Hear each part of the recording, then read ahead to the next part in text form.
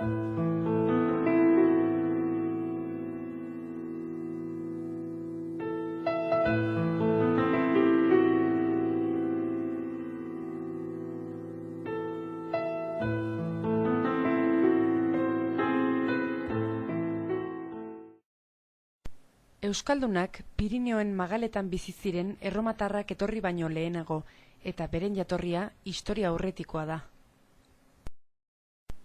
Mendeetan zehar, herri honek estatu propioa sortu eta garatu zuen, Erdi Arotik modernitatera luzatu zena.